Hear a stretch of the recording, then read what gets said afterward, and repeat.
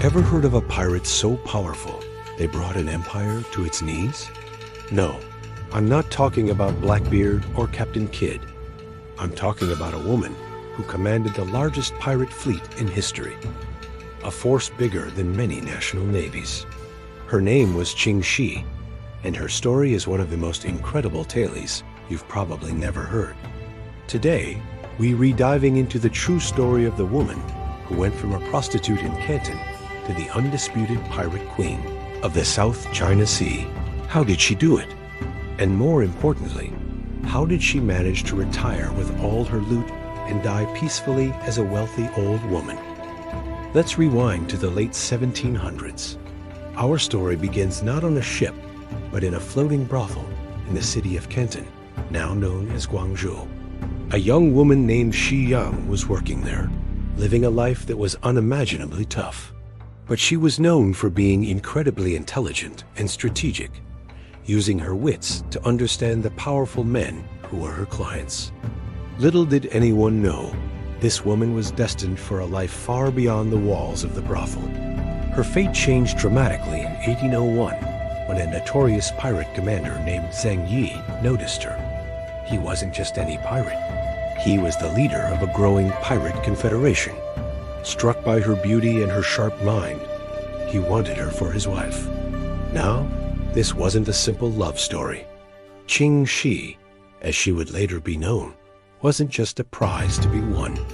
She was a savvy negotiator. Before agreeing to marry Zheng Yi, she demanded a share of his power and an equal say in the leadership of his pirate fleet. This was an unheard-of arrangement at the time, but Zheng Yi agreed. This wasn't just a marriage. It was a business partnership, a merger of his brute force with her brilliant strategic mind.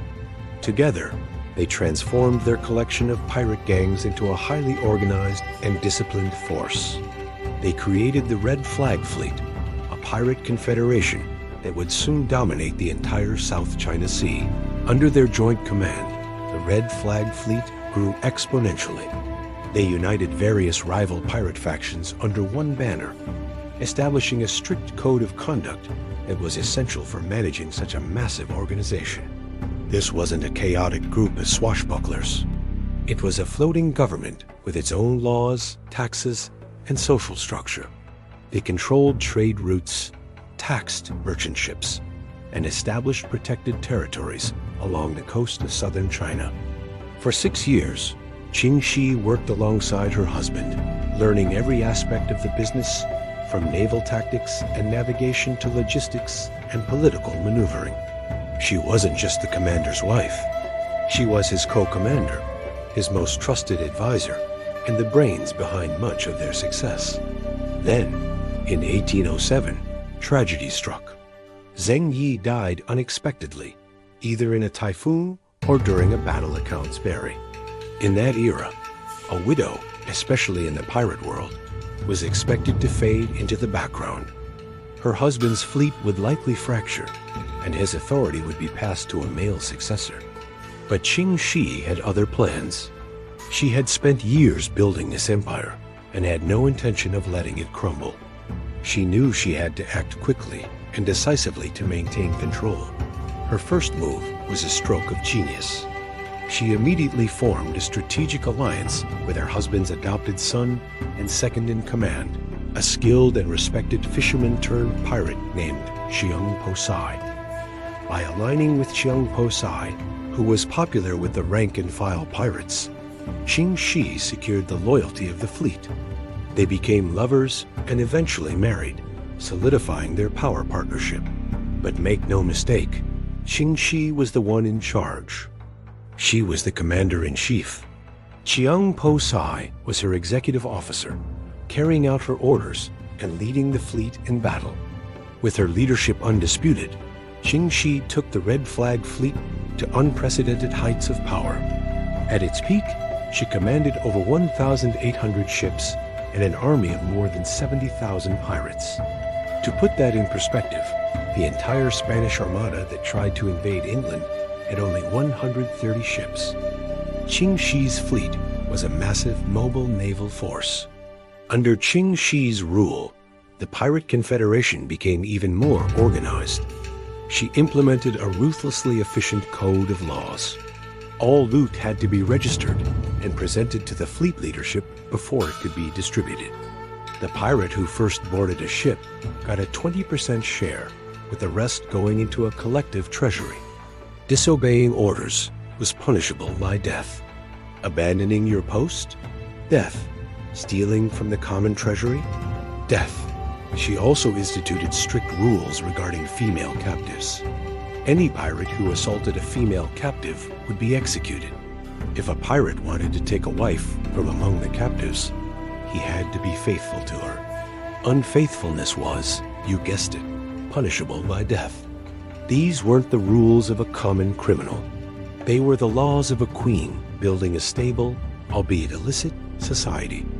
Her empire was so vast and powerful that it effectively crippled maritime trade in the region.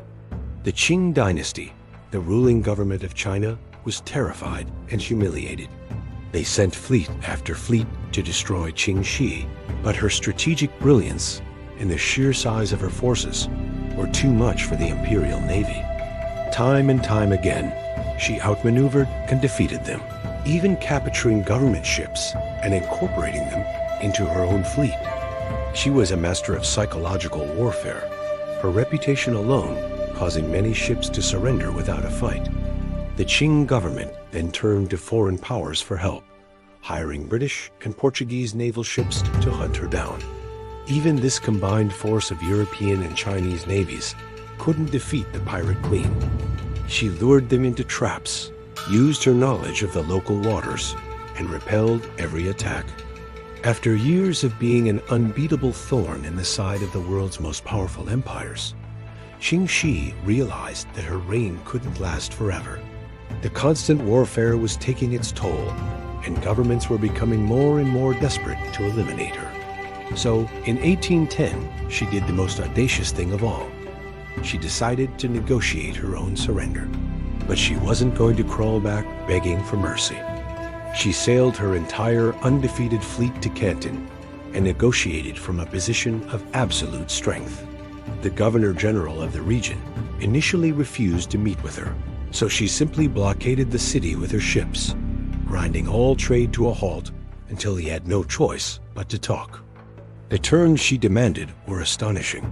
She negotiated a universal amnesty for herself and every single one of her pirates. They would not be punished in any way. She demanded that they be allowed to keep all the wealth they had accumulated through their years of piracy. And for the pirates who wanted to join the military, she negotiated positions for them in the Chinese bureaucracy and navy, with Chiang Po-sai even being made a lieutenant in the Imperial Navy. The government, exhausted and unable to defeat her, agreed to almost all of her terms. It was less of a surrender and more of a retirement package, the greatest golden parachute in history. So, at the age of 35, Ching Shih, the pirate queen, officially retired from a life of crime. She walked away a free, incredibly wealthy woman. She settled down in Canton, where she opened a gambling house and ran a salt smuggling operation. Because old habits die hard, I guess. She lived a comfortable and peaceful life, surrounded by her family. She passed away in 1844 at the age of 69, having outlived her enemies, her rivals, and the empires that tried to bring her down. Her story is a testament to her intelligence, ambition, and ruthless determination. She was a true mastermind who played the game of power and won, bending the world to her will and crafting her own destiny. From a brothel to the throne of a pirate empire, Ching Shih's life is a story that history almost forgot. She wasn't just a pirate. She was a CEO, a naval commander, and a political leader who built an empire on the high seas and then negotiated its peaceful dissolution, all on her own terms. It is a story that deserves to be told right alongside the tales of history as greatest rulers and conquerors. What do you think is the most impressive part of her story? Let me know in the comments. Thanks for watching, and if you enjoyed this journey into the life of a legendary pirate, don't forget to like, subscribe, and hit that notification bell for more hidden histories.